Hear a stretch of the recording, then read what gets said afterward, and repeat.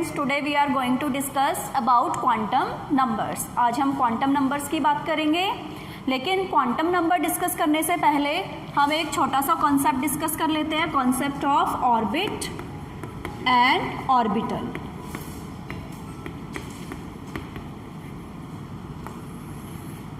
अब जो term orbit है उससे आप वेल अवेयर हैं, आपने मॉडल्स ऑफ एटम पढ़ लिए हैं और मॉडल ऑफ एटम में आपने ऑर्बिट की बात की थी रदरफोर्ड मॉडल में, जहाँ पे आपने बोला था कि जो न्यूक्लियस के around circular well defined path है जहाँ पे इलेक्ट्रॉन रिवॉल्व करता है, उस सर्कुलर वेल डिफाइंड पाथ को हम बोलते हैं ऑर्बिट। और बाद में जब बोहर्स मॉडल पढ़ा था तो उन्हीं ऑर्बिट्स को हमने एनर्जी शेल्स, एनर्जी लेवल्स का नाम दिया था। तो अगर हम ऑर्बिट की बात करते हैं तो ऑर्बिट क्या हो जाएगा? It is well defined circular path around the nucleus in which electron revolve. Second, आप सर्कुलर पाथ में इलेक्ट्रॉन रिवॉल्व कर रहा है उसे ऑर्बिट बोल रही हैं, तो वो रिप्रेजेंट करता है planar motion of electron, electron के प्लेनर मोशन को रिप्रेजेंट करता है। थर्ड, अगर हम ऑर्बिट की शेप की बात करें तो जितने भी ऑर्बिट्स होते हैं all are circular in shape और डिस्क लाइक, या तो वो डिस्क लाइक होंगे या वो सर्कुलर शेप के होंगे। और जब हम ऑर्बिट्स की बात करते हैं तो ऑर्बिट हमारा जो हमने कॉन्सेप्ट पढ़ा था dual nature of matter, dual nature पढ़ा था, और जो भी हमने हाइसेनबर्ग्स अनसर्टेनिटी प्रिंसिपल पढ़ा था उसको सपोर्ट नहीं करता। मीन्स जब हम ऑर्बिट की बात कर रहे थे तो orbit well defined circular path हो गया जिसमें इलेक्ट्रॉन रिवॉल्व कर रहा है, इलेक्ट्रॉन रिवॉल्व कर रहा है तो it represents the planar motion. All orbits are circular और disc like in shape and this concept of orbit is not in accordance with dual nature of matter and Heisenberg's uncertainty principle, उसको support नहीं करता। लेकिन जब हम orbital की बात करते हैं तो ऑर्बिटल क्या है? Orbital is defined as 3-dimensional space around the nucleus in which probability of finding electron is maximum। means nucleus के around जो आपका 3D स्पेस है जहाँ पे इलेक्ट्रॉन के पाए जाने की प्रोबेबिलिटी सबसे ज़्यादा है, तो वो हो गया ऑर्बिटल। अभी तक हम बोल रहे थे कि इलेक्ट्रॉन कहाँ प्रेजेंट है? इलेक्ट्रॉन ऑर्बिट में प्रेजेंट है। लेकिन जब हमने ड्यूअल नेचर स्टडी किया और ड्यूअल नेचर में हमने ये स्टडी किया कि जितने भी हमारे मटेरियल पार्टिकल्स होते हैं they possess dual nature, means they possess particle character as well as wave character. It means electron के अंदर भी क्या है? पार्टिकल कैरेक्टर भी है और वेव कैरेक्टर भी है। तो उस वजह से क्या हो गया? अब इलेक्ट्रॉन की लोकेशन क्या हो गई कि इलेक्ट्रॉन कहाँ पे प्रेजेंट होता है? ऑर्बिटल के अंदर प्रेजेंट होता है। तो ऑर्बिटल को हम कैसे डिफाइन करेंगे कि ऑर्बिटल क्या है? 3-dimensional space where probability of finding electron is maximum. Second, अगर ऑर्बिट हमारा प्लेनर मोशन रिप्रेजेंट करता है तो ऑर्बिटल हमारा 3D मोशन रिप्रेजेंट करेगा। तो orbital represents 3-dimensional motion of electron. जितने भी ऑर्बिट्स होते हैं सर्कुलर या डिस्क लाइक होते हैं, लेकिन जब हम ऑर्बिटल की बात करते हैं तो different orbitals have different shape, जो कि हम आगे स्टडी करेंगे इनकी शेप्स के बारे में। तो different orbitals have different shapes and last one is कि जो आपका ड्यूअल नेचर और हाइसेनबर्ग्स अनसर्टेनिटी प्रिंसिपल था, ऑर्बिट वाला कॉन्सेप्ट उसे सपोर्ट नहीं कर रहा, लेकिन जो आपका ऑर्बिटल वाला कॉन्सेप्ट है it is completely in accordance with dual nature of matter and Heisenberg's uncertainty principle. तो यहाँ पे जैसे ही ऑर्बिटल टर्म आया तो यहाँ पे एक नया कॉन्सेप्ट जुड़ गया कि अब इलेक्ट्रॉन कहाँ पे प्रेजेंट है? इलेक्ट्रॉन हमारा ऑर्बिटल के अंदर प्रेजेंट होता है। और ऑर्बिटल क्या है? ये 3-dimensional स्पेस होता है जहाँ पे इलेक्ट्रॉन फाइंडिंग प्रोबेबिलिटी मैक्सिमम होती है। लेकिन अब जो ये ऑर्बिटल है ये ऑर्बिटल के बारे में जो आगे डिस्कस है, या अगर हम इलेक्ट्रॉन की बात करें कि हमें इलेक्ट्रॉन के बारे में कंप्लीट इन्फॉर्मेशन चाहिए, तो वो इलेक्ट्रॉन का कंप्लीट एड्रेस, कंप्लीट इन्फॉर्मेशन हमें कौन प्रोवाइड करता है? क्वांटम नंबर्स प्रोवाइड करते हैं। तो अभी तक हमने पढ़ा कि इलेक्ट्रॉन कहाँ पे प्रेजेंट है? इलेक्ट्रॉन मेन एनर्जी शेल के अंदर प्रेजेंट होता है, जैसे आप ऑर्बिट्स बोल रहे थे। लेकिन जैसे जैसे फर्दर डिस्कवरीज हुई, फर्दर स्टडीज हुई, तो क्या पाया गया कि इलेक्ट्रॉन कहाँ पे है? जो हमारी मेन एनर्जी शेल होती है उसके अंदर सब शेल्स प्रेजेंट होती हैं। सब शेल्स के अंदर ऑर्बिटल्स प्रेजेंट होते हैं, और वो ऑर्बिटल ऐसा 3D स्पेस है जहाँ पे इलेक्ट्रॉन फाइंडिंग प्रोबेबिलिटी मैक्सिमम होती है। मीन्स अब इलेक्ट्रॉन कहाँ पे है? इलेक्ट्रॉन ऑर्बिटल के अंदर है। तो इलेक्ट्रॉन का कंप्लीट अगर हमें एड्रेस चाहिए तो वो हमें कौन बताता है? क्वांटम नंबर्स बताते हैं। तो क्वांटम नंबर्स को हम क्यों स्टडी कर रहे हैं? इलेक्ट्रॉन का कंप्लीट एड्रेस जानने के लिए। तो क्वांटम नंबर्स होते क्या हैं? क्वांटम नंबर्स को हम डिफाइन करते हैं, these are a set of 4 numbers. These are a set of 4 numbers which provide us complete information about an electron. Which provide us complete information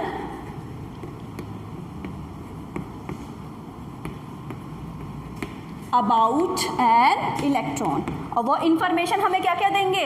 that is location of electron, electron की location क्या है, energy of electron, electron की energy क्या है, type of orbital occupied, कि जो electron है आपका किस टाइप के ऑर्बिटल में प्रेजेंट है, and shape of the orbital. All these information we will get from quantum numbers. अब क्वांटम नंबर्स हमारा सेट ऑफ 4 नंबर्स है। It means quantum numbers are of 4 types. 4 types के होते हैं। कौन कौन से 4 टाइप्स के? First is principal quantum number,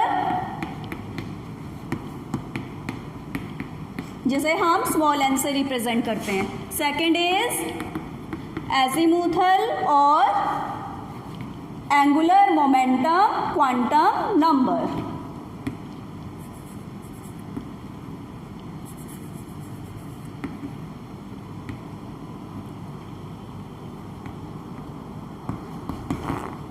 जिसे हम स्मॉल एल से रिप्रेजेंट करते हैं। थर्ड आता है हमारे पास मैग्नेटिक क्वांटम नंबर,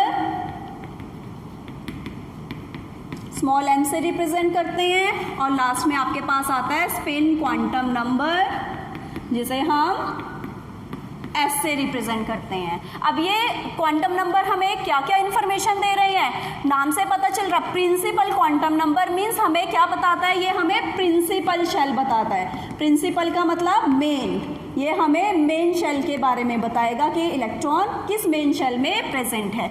जब हम एजीमुथल क्वांटम नंबर की बात करते हैं तो एजीमुथल क्वांटम नंबर हमें सब शेल्स बता देगा कि उस मेन शेल के अंदर कौन सी सब शेल प्रेजेंट होती है।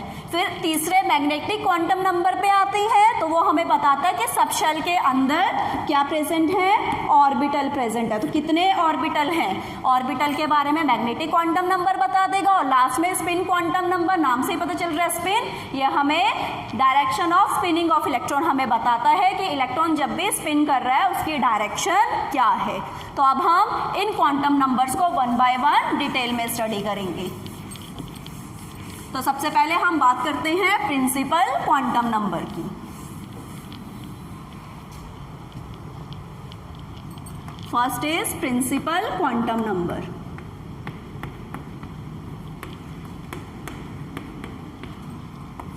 स्मॉल एन से इसे रिप्रेजेंट कर रहे हैं। अब जो प्रिंसिपल क्वांटम नंबर है वो हमें क्या क्या इंफॉर्मेशन देता है? This quantum number provides us information about the main shell. तो सबसे पहली इंफॉर्मेशन वो हमें क्या बताता है? मेन शेल, प्रिंसिपल शेल के बारे में बताता है।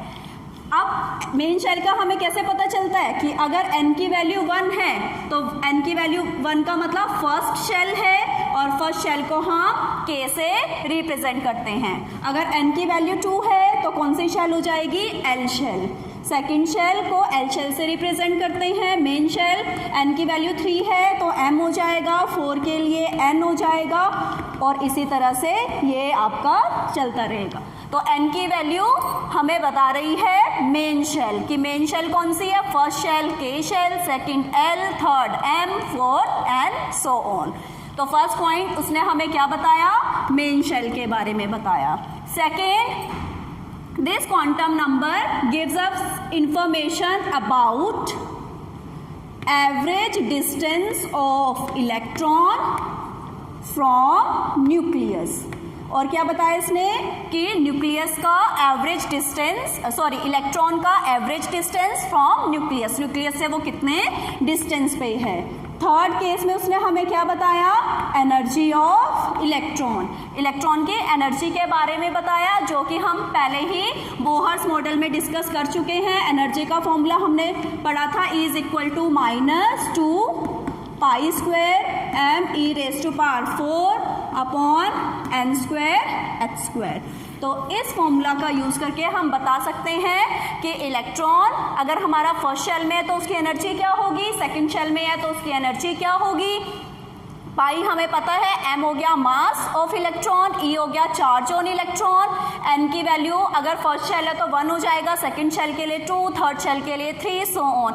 h हमारा प्लैंक्स कांस्टेंट। तो सारी वैल्यूज पुट करके हम बता सकते हैं कि इलेक्ट्रॉन हमारा कौन सी शेल में, जितनी भी शेल में होगा हम उसकी एनर्जी फाइंड आउट कर सकते हैं। और लास्ट में वो हमें बताता है नंबर ऑफ इलेक्ट्रॉन्स के बारे में कि किसी भी मेन शेल की हम बात कर रहे हैं, उस मेन शेल में कितने नंबर ऑफ इलेक्ट्रॉन्स प्रेजेंट होंगे, वो भी हमें कौन बताता है, प्रिंसिपल क्वांटम नंबर बताता है। और उस नंबर ऑफ इलेक्ट्रॉन्स को हम कैसे फाइंड आउट कर सकते हैं, हम फॉर्मूला अप्लाई करते हैं 2n² और उससे हम बता सकते हैं। जैसे सपोज अगर हमें K शेल में बताना है कितने इलेक्ट्रॉन है, तो हमें 2n² फॉर्मूला अप्लाई करना है, 2 × n की वैल्यू क्या रख देंगे यहाँ पे, n की वैल्यू हमारे पास 1 आ जाएगा, 1²। तो कितने इलेक्ट्रॉन आ गए, 2 इलेक्ट्रॉन। तो फर्स्ट शेल में कितने इलेक्ट्रॉन आएंगे, 2 इलेक्ट्रॉन। सेकेंड शेल में 2 × 2², सेकेंड शेल में 8 इलेक्ट्रॉन। थर्ड शेल की बात करेंगे तो 2 × n की वैल्यू 3 हो जाएगी, 3² तो 18 इलेक्ट्रॉन। और अगर हमें फोर्थ शेल में निकालना है तो फोर्थ शेल के लिए 2 × √4 32 इलेक्ट्रॉन्स एंड सो ऑन। तो इसी तरह से ये हमारा हुआ principal quantum number. Principal quantum number ने हमें क्या क्या इन्फॉर्मेशन दिया, सबसे पहले उसने हमें मेन शेल के बारे में बताया, फिर average distance of electron from nucleus, then energy of electron and last में नंबर ऑफ इलेक्ट्रॉन। तो ये था प्रिंसिपल क्वांटम नंबर। अब बात करते हैं सेकंड वन की, एजीमुथल और एंगुलर मोमेंटम क्वांटम नंबर। तो सेकंड आता है हमारे पास एजीमुथल और एंगुलर मोमेंटम क्वांटम नंबर।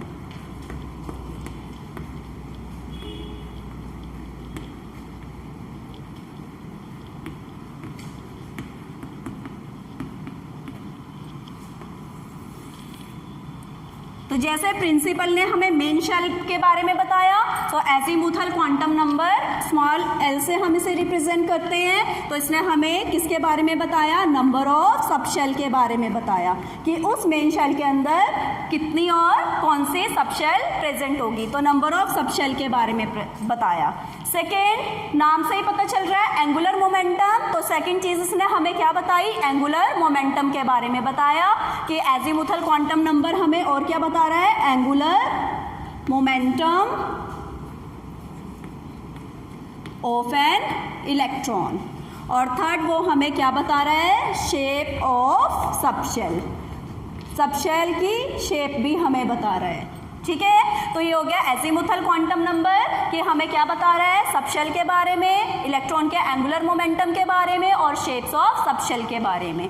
अब अगर हमें L की वैल्यू निकालनी है तो L की वैल्यू हम कैसे फाइंड आउट करते हैं, L = 0 to n-1। तो L की वैल्यू फाइंड आउट करने का फॉर्मूला 0 to n-1। तो n की वैल्यू के लिए हम L की वैल्यू निकालेंगे, फिर हम सबशेल बताएंगे, नंबर ऑफ सबशेल, और लास्ट में हम नेम ऑफ सबशेल बताएंगे।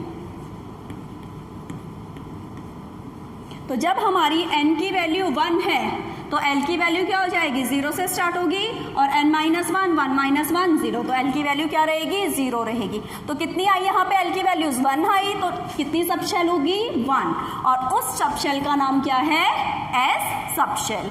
मीन्स जब n की वैल्यू 1 है तो l की वैल्यू 0 है। कितनी वैल्यूज बनी यहाँ पे, a की वैल्यू बनी, यानी कि एक ही सबशेल प्रेजेंट है और उस सबशेल का नाम S सबशेल है। अगर n की वैल्यू 2 है तो l की वैल्यू निकालो, पहले आएगा 0, फिर n - 1 2 - 1 1, तो यहाँ पे l की कितनी वैल्यूज आई, 2 वैल्यूज आई। तो यानी कि 2 वैल्यूज का मतलब कितनी सबशेल्स प्रेजेंट हैं, 2 सबशेल्स प्रेजेंट है। नाम क्या होगा, फर्स्ट वाली का नाम S होगा और सेकंड वाली का नाम P होगा। तो कौन कौन सी 2 सबशेल यहाँ पे प्रेजेंट हुई, S एंड P। n की वैल्यू 3 है तो l की वैल्यू क्या आ जाएगी, 0 1 2, n की वैल्यू n -1 3 - 1 2, और 0 और 2 के बीच में 1 भी आएगा, तो 0 1 2 कितनी वैल्यूज आई, 3 वैल्यूज आई। यानी कि इस केस में कितनी सबशेल्स हो जाएंगी, 3 सबशेल्स, S P D। और हम सबशेल्स के नेम हमेशा स्मॉल लेटर में लिखते हैं। इस तरह से n की वैल्यू 4 है तो l की वैल्यू आएगी 0 1 2 3, कितनी वैल्यूज आई यहाँ पे, 4 वैल्यूज आई, तो कितनी सबशेल्स प्रेजेंट हो गई, 4। कौन कौन सी, S P D and F। तो ये हो गया कि l की वैल्यू से हमें क्या पता चल रहा है, हमें नंबर ऑफ सबशेल्स भी पता चल रहा है और उन सबशेल्स के नेम भी हमें पता चल रहे हैं। तो इन शॉर्ट अगर देखा जाए तो हम क्या लिख सकते हैं कि अगर l की वैल्यू 0 है तो 0 के लिए कौन सी शेल होती है, l की वैल्यू 0 के लिए S सबशेल होती है। जब l की वैल्यू 1 आई तो 1 के लिए कौन सी सबशेल होती है, 0 के लिए S, तो 1 के लिए कौन सी हुई, P, तो 1 के लिए P। इसी तरह से l की वैल्यू 2 है तो 2 के लिए क्या कौन सी होगी, D, और l की वैल्यू 3 होगी तो उसके लिए कौन सी सबशेल होगी, F सबशेल। इसी तरह से 1 2 3 अगर 4 हो गई तो आगे F के बाद G, 5 के लिए H, सो ऑन। लेकिन इतने आगे हमारे पास एलिमेंट्स ही नहीं है, इससे आगे अभी तक डिस्कवरीज नहीं है। तो l की वैल्यू 0 के लिए S सबशेल, 1 के लिए P, 2 के लिए D, 3 के लिए F, 4 के लिए G, 5 के लिए H। तो ये हो गया हमारा एजीमुथल क्वांटम नंबर। इसने हमें सबशेल्स के नंबर, सबशेल्स के नेम, वैल्यू के अकॉर्डिंग सब बता दिया। दूसरी चीज इसने हमें और क्या बताया है, एंगुलर मोमेंटम के बारे में बताया। तो एंगुलर मोमेंटम के लिए भी उसने हमें एक फॉर्मूला प्रोवाइड किया। तो एंगुलर मोमेंटम निकालने के लिए कौन सा फॉर्मूला प्रोवाइड किया, √L × L+1 इंटू h/2π। तो इसी तरह से एंगुलर मोमेंटम के लिए कौन सा फॉर्मूला दिया, L क्या है हमारा, यहाँ पे L की वैल्यू यही है, एजीमुथल क्वांटम नंबर। तो √L × L+1 h/2π। तो एंगुलर मोमेंटम भी हम फाइंड आउट कर सकते हैं। तो ये था हमारा एजीमुथल क्वांटम नंबर। अब हम बात करते हैं थर्ड क्वांटम नंबर की, जो कि हमारा क्या है, magnetic quantum number.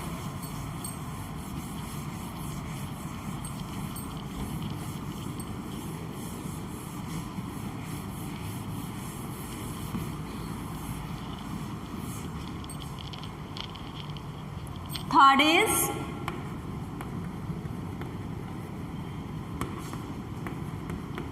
Magnetic quantum number, जिसे हम स्मॉल m से रिप्रेजेंट करते हैं। अब मैग्नेटिक क्वांटम नंबर हमें क्या बता रहा है, magnetic quantum number determines the number of orientations of electron. Electron का क्या बता रहा है, नंबर ऑफ ओरिएंटेशन बता रहा है। और उस ओरिएंटेशन का मतलब क्या है, each orientation corresponds to 1 orbital. Means एक ओरिएंटेशन का मतलब क्या हो गया, एक ओरिएंटेशन का मतलब एक ऑर्बिटल। तो अगर ये हमें नंबर ऑफ ओरिएंटेशंस बता रहा है तो इन शॉर्ट हम क्या बोल सकते हैं, ये हमें क्या बता रहा है, ये हमें नंबर ऑफ ऑर्बिटल्स बता रहा है। तो मैग्नेटिक क्वांटम नंबर हमें क्या बता रहा है, नंबर ऑफ ऑर्बिटल्स बता रहा है कि इलेक्ट्रॉन जो है उसमें कितने नंबर ऑफ ऑर्बिटल्स हो सकते हैं और कौन कौन से वो ऑर्बिटल होते हैं। तो अगर हमें m की वैल्यू निकालनी है तो m की वैल्यू निकालने का फॉर्मूला होता है -L2 + L इंक्लूडिंग 0।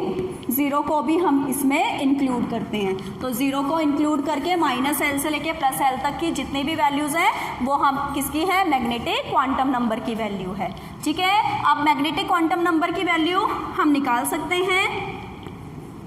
L की वैल्यू से हम M की वैल्यू निकालेंगे। तो L की वैल्यू 0, 1, 2, 3 ये पढ़ी हमने जो मेन होती हैं। 0 के लिए M की वैल्यू भी क्या हो जाएगी, 0। जब हम L की वैल्यू 1 लेंगे तो L की वैल्यू 1 के लिए M की वैल्यू निकालो -L2 + L, यानी कि -1 फिर 0 फिर +1। 2 के लिए हो जाएगा -2 -1 0 +1 +2। इस तरह से जब 3 के लिए निकालेंगे -3 -2 -1 0 +1 +2। तो ये हमने M की वैल्यू निकाली। अब हम काउंट करेंगे कितनी वैल्यूज आई। जितनी वैल्यूज होंगी उतने ही नंबर ऑफ ऑर्बिटल्स होंगे। ठीक है, अब 0 है यानी कि कितने ऑर्बिटल हैं, 1। यहाँ पे कितने 1 2 3 कितने ऑर्बिटल्स आए, 3। यहाँ पे कितनी वैल्यूज है 1 2 3 4 5 5 ऑर्बिटल्स। यहाँ पे 7 1 2 3 4 5 6 7।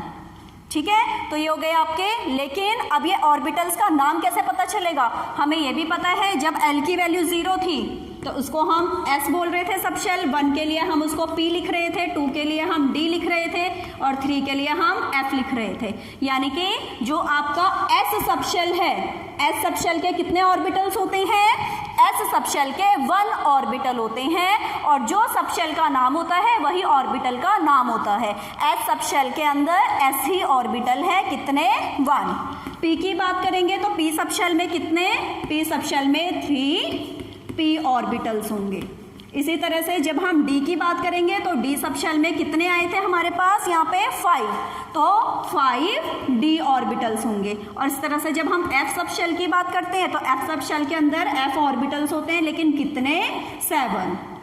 तो ये हो गया, ये हमें पता होना चाहिए कि S सब शेल में 1 S orbital, P sub shell के कितने 3 P ऑर्बिटल्स होते हैं, D के 5 होते हैं, F के 7 होते हैं। अब इनको भी हम लोकेट कर सकते हैं, मीन्स इनका भी नाम है। कैसे, जैसे P है, P के हम बोल रहे हैं P के कितने ऑर्बिटल्स हैं, P के 3 ऑर्बिटल्स हैं, तो क्या नाम होंगे उनके, P के 3 ऑर्बिटल्स, तो हम क्या होते बोल सकते हैं उन्हें, px py pz, अलग अलग एक्सिस के अलोंग, क्योंकि 3D स्पेस की बात करते हैं, ऑर्बिटल आपका 3D स्पेस है। तो px py pz, px के लिए वैल्यू आती है +1, py के लिए -1, pz के लिए 0, क्योंकि जब हमने p के लिए हमारे पास m की वैल्यू ये आई थी। तो p के 3 ऑर्बिटल, px के लिए 1, py के लिए -1, pz के लिए 0। तो कई बार न्यूमेरिकल में ये भी पूछ लेते हैं। इसी तरह से जैसे d है, d के हमने कितने ऑर्बिटल्स पढ़े अभी, d के 5 ऑर्बिटल्स होते हैं, कौन कौन से, dxy, dyz, dxz, dx2y2, dz2। इसी तरह से d के 5 ऑर्बिटल्स हैं और अगर हमें इसमें m की वैल्यू लोकेट करनी है तो m की वैल्यू क्या हो जाएगी, xy के लिए +2 होती है, x2y2 के लिए -2 होती है। इस तरह से dz2 की बात करें तो इसके लिए 0 होती है, z एक्सिस के अलोंग हमेशा वैल्यू 0 होती है। इसी तरह से अगर हम dyz और dxz की बात करें तो dyz के लिए वैल्यू -1 होती है और xz के लिए +1 होती है। तो ये हो गया हमारा मैग्नेटिक क्वांटम नंबर। अगर हम F की बात करें तो F के 7 ऑर्बिटल्स हैं, लेकिन 3D स्पेस की वजह से वो ज़्यादा कॉम्प्लिकेट हो जाते हैं, तो हम नहीं करते, हम मोस्टली P की बात करते हैं और D की बात करते हैं। तो ये आपको वैल्यूज लर्न होनी चाहिए कि P के 3 ऑर्बिटल्स हैं तो कौन से एक्सिस पे कौन सी वैल्यू, सेम D के 5 ऑर्बिटल्स कौन कौन से हैं और क्या उनके लिए वैल्यू होगी। अब कई बार क्वेश्चन आ जाता है कि डीजेनरेट ऑर्बिटल्स क्या होते हैं। तो जैसे हमने बताया P के 3 ऑर्बिटल्स हैं, px py pz, तो इन तीनों की एनर्जी क्या होगी, सेम। इसी तरह से d के 5 ऑर्बिटल्स पढ़े, dxy dyz dxz dx2y2 dz2, पांचों के पांचों ऑर्बिटल्स की एनर्जी सेम होती है। तो ऐसे ऑर्बिटल्स जिनकी एनर्जी सेम होती है उन्हें हम क्या बोलते हैं, डीजेनरेट ऑर्बिटल्स। तो इंपॉर्टेंट क्वेश्चन है, 1 मार्क में कई बार पूछा ही जाता है कि what are degenerate orbitals, the orbitals having same energy are called degenerate orbitals. जैसे पी के 3 है, तीनों डीजेनरेट हैं, डी के 5 है, पांचों की एनर्जी सेम है, तो इन्हें क्या बोला जाता है, डीजेनरेट ऑर्बिटल्स बोला जाता है। तो ये बात हुई मैग्नेटिक क्वांटम नंबर की। अब लास्ट में आता है हमारा नंबर 4, स्पिन क्वांटम नंबर।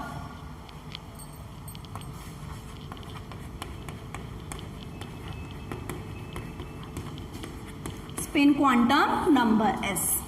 अब स्पिन क्वांटम नंबर नाम से पता चल रहा है हमें स्पिन के बारे में बताएगा। तो spin quantum number determines the direction of spinning of electron inside the orbital. ठीक है, कि ऑर्बिटल के अंदर जो इलेक्ट्रॉन स्पिन कर रहा है, इलेक्ट्रॉन घूम रहा है, उसकी क्या डायरेक्शन होगी वो हमें स्पिन क्वांटम नंबर बताता है। अगर वो हमें इलेक्ट्रॉन की डायरेक्शन बता रहा है तो इलेक्ट्रॉन जब घूमता है it behaves like a tiny magnet, वो मैग्नेट का काम करता है। तो इसलिए स्पिन क्वांटम नंबर हमें मैग्नेटिक प्रॉपर्टीज भी बताता है किसी भी सब्सटेंस की।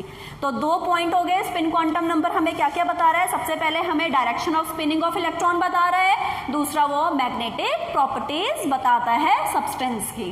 अब डायरेक्शन का पता कैसे चलेगा, तो एस की वैल्यू या तो हमारे पास +½ होती है या एस की वैल्यू हमारे पास -½ होती है for a particular electron. S की वैल्यू +½ कब होगी, if the electron spins clockwise. अगर इलेक्ट्रॉन क्लॉकवाइज स्पिन कर रहा है तो एस की वैल्यू +½ होगी, और अगर इलेक्ट्रॉन आपका एंटी क्लॉकवाइज घूम रहा है तो एस की वैल्यू को हम क्या लिखते हैं, -½ लिखते हैं। क्लॉकवाइज रोटेट होने को हम अपवर्ड एरो से रिप्रेजेंट करते हैं डायरेक्शन को, और जब इलेक्ट्रॉन एंटी क्लॉकवाइज घूम रहा है -½ है स्पिन क्वांटम नंबर की वैल्यू, तो हम उसे डाउनवर्ड एरो से रिप्रेजेंट करते हैं। तो ये हो गए हमारे 4 काइंड्स के quantum number, principal, azimuthal, magnetic, spin. एक ने शेल बताया, एक ने सब शेल बताया, एक ने ऑर्बिटल बताया और लास्ट वाले ने स्पिन बताया। अब जो क्वांटम नंबर है इसमें से हमारे पास एग्जाम में न्यूमेरिकल आते हैं और बहुत ही इंपॉर्टेंट टॉपिक है, थ्योरेटिकल वे से भी और न्यूमेरिकल वे से भी। और न्यूमेरिकल इसके बहुत इजी है, जिसका कॉन्सेप्ट क्लियर होगा वो इजीली न्यूमेरिकल कर लेगा। तो सबसे पहले फर्स्ट क्वेश्चन हम डिस्कस कर रहे हैं, कैलकुलेट, हमें बताना है total number of orbitals associated with the principal quantum number n is equal to 3। Principal quantum number को n से रिप्रेजेंट कर रहे थे ना, तो n की वैल्यू 3 है, उसके लिए हमें क्या बताना है, टोटल नंबर ऑफ ऑर्बिटल्स बताने हैं। और मैंने आपको पहले बताया था ऑर्बिटल की वैल्यू हमें कैसे पता चलेगी, m की वैल्यू से। तो हम क्या करेंगे, n की वैल्यू 3 है, सबसे पहले l की वैल्यू निकालेंगे। l की वैल्यू आएगी 0, 1, 2, यही आएगी। अब क्योंकि l की वैल्यू निकालने का फॉर्मूला मैंने बताया था 0 to n-1, 0 से लेके n-1 तक। तो 0 से स्टार्ट किया, n-1, 3 -1 2, तो 0 2 के बीच में 1 भी आ गया। ठीक है, अब ऑर्बिटल्स निकालने, l की वैल्यू 0, अब m की वैल्यू निकालो, तो m की वैल्यू भी 0 हो जाएगी। 1 के लिए -1, 0, +1। अभी डिस्कस किया हमने, m की वैल्यू निकालने का फॉर्मूला -L2 + L होता है 0 को इंक्लूड करके। तो सेम अगर 2 है l की वैल्यू, तो 2 के लिए m की वैल्यू निकाल देंगे फटाफट से, -2, -1, 0, +1, +2। काउंट करो ऑर्बिटल, यहाँ कितने 1, यहाँ कितने आए 1 2 3, और यहाँ कितने आए 5। तो टोटल कितने हो गए, 5 + 3 8 + 1 9। तीनों को प्लस कर देंगे तो क्या आंसर आ जाएगा इसका, कितने टोटल नंबर ऑफ ऑर्बिटल्स आए, 9 ऑर्बिटल्स आए।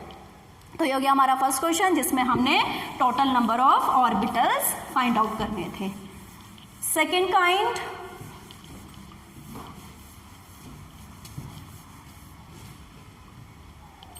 सेकेंड क्वेश्चन आपका, using s p d and f notation describe the orbital with following quantum numbers.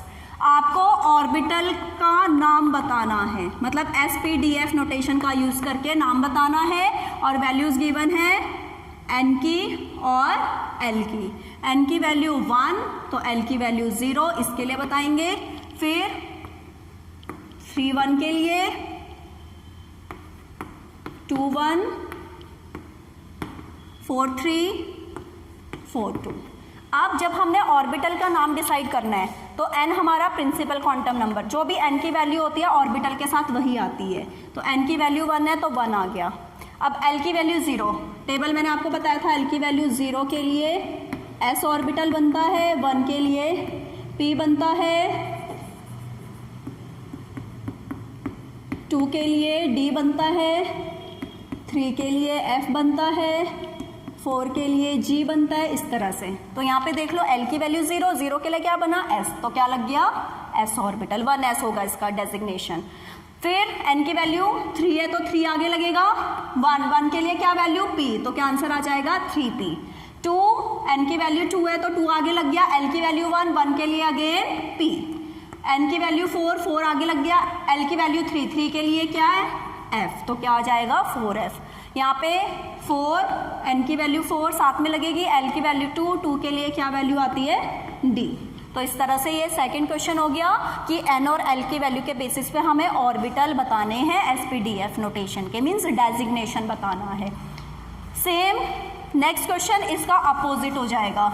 इसका अपोजिट कैसे, अब इसमें आपको 5f दे दिया ऑर्बिटल और 1s दे दिया, मीन्स जैसे 5f है इसके लिए आपको सारे क्वांटम नंबर्स की वैल्यू लिखनी है, n की भी, l की भी, m की भी और s की भी।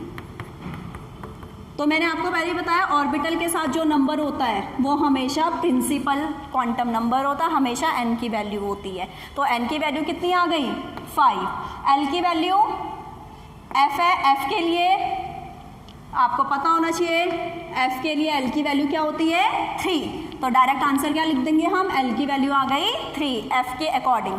m की वैल्यू, अब l की वैल्यू 3 है तो m की वैल्यू -3 -2 -1 0 +1 +2 +3। s की वैल्यू या तो +12 या -12, हमें कंफर्म नहीं बता सकते तो हम दोनों लिखते हैं +12 और -12। इसी तरह से 1s, नेक्स्ट इसमें है 1s के लिए सारे क्वांटम नंबर लिखने हैं तो n की वैल्यू कितनी आ गई 1, l की वैल्यू s के लिए क्या होती है 0, तो क्या आ गया 0। अगर l की वैल्यू 0 तो m की वैल्यू भी क्या होती है 0, और s की वैल्यू इधर +12 और -12। तो ये हो गया आपका थर्ड कैटेगरी न्यूमेरिकल की। ऑर्बिटल आपको गिवन था, क्वांटम नंबर्स आपसे पूछे गए थे। नेक्स्ट आता है next question, question number 4। n की वैल्यू 3 है, गिवन है, what will be the possible values of l। n की वैल्यू 3 के लिए l की पॉसिबल वैल्यूज क्या होंगी, तो सिंपल है, ये तो हम वैसे भी कर चुके हैं। n की वैल्यू 3 है तो l की वैल्यू क्या होती है 0 to n-1 होती है, यानी कि क्या हो जाएगी 0 n-1 3 -1 2, तो बीच में 1 भी आ जाएगा, 0 1 2, ये हो गया फोर्थ का आंसर। फिर लास्ट क्वेश्चन है नंबर 5। अब इसमें आपको बताना है which of the following orbitals are possible, आपको बताना है इनमें से कौन से पॉसिबल है कौन से पॉसिबल नहीं है, और रीजंस भी बताने हैं। तो इसमें आपको n की वैल्यू दे रखी, l की वैल्यू, m की वैल्यू और s की वैल्यू, चारों वैल्यू दे रखी हैं 0 0 0 +12 फर्स्ट पार्ट। अब आपको बताना है पॉसिबल होगा या नहीं होगा, तो चेक करो। सबसे पहले n की वैल्यू 0, यहीं से पता चल गया n की वैल्यू तो 0 हो ही नहीं सकती। n क्या है हमारा main energy shell, principal quantum number, principal shell, और कहाँ से स्टार्ट होता है n की वैल्यू 1 से स्टार्ट होती है। फर्स्ट शेल तो होगा ही, 0 तो हो ही नहीं सकता। तो यहाँ पे हम बोल देंगे नॉट पॉसिबल, पॉसिबल नहीं है। रीजन क्या देंगे, because n can never be 0, n कभी भी 0 नहीं हो सकता।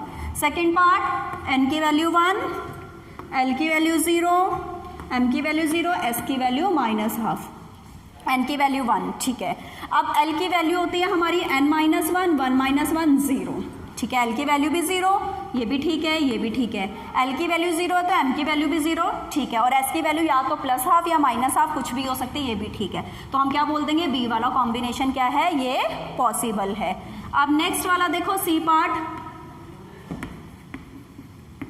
c पार्ट के लिए n की वैल्यू 1, l की वैल्यू 1, m की वैल्यू -0 और s की वैल्यू +12। अब n की वैल्यू 1, ठीक है, हो गई। l की वैल्यू निकालने का फॉर्मूला n-1, तो 1 - 1 0, लेकिन यहाँ पे l की वैल्यू क्या है, 1 है, यानी कि ये रॉन्ग है। अगर एक भी क्वांटम नंबर रॉन्ग हो गया तो वो पॉसिबल नहीं होगा, तो इसमें हम क्या लिख देंगे, नॉट पॉसिबल। ठीक है, नॉट पॉसिबल क्यों है, क्या रीजन देंगे, बिकॉज फॉर दिस केस, या हम लिख सकते हैं for n = 1 l should be 0, l can never be 1। और हम एक और रीजन दे सकते हैं कि n और l की वैल्यू कभी भी सेम नहीं हो सकती। इसी तरह से d वाला पार्ट, n की वैल्यू है हमारे पास 3, l की वैल्यू 3, m की वैल्यू -3 + ½ अब इसमें देखो अगेन सेम केस, अगर n की वैल्यू 3 है तो l की वैल्यू n-1 3 - 1 2 होनी चाहिए थी। l की वैल्यू हमेशा n की वैल्यू से एक नंबर कम होता है, n और l की वैल्यू कभी भी सेम नहीं हो सकती। तो ये वाला भी कॉम्बिनेशन, l की वैल्यू गलत लिखी हुई है तो ये वाला कॉम्बिनेशन भी पॉसिबल नहीं होगा। तो ये हमने आज क्वांटम नंबर्स के बारे में पढ़ा, क्वांटम नंबर्स का पूरा थ्योरेटिकल कॉन्सेप्ट और पूरा उसका जिसका कॉन्सेप्ट क्लियर है तो वो न्यूमेरिकल इजीली कर लेगा, कैसे भी आए। तो इसको एक बार रिवाइज कर लेना और अगर इसमें कोई डाउट होगा तो आप उसे पूछ लेना। Thank you.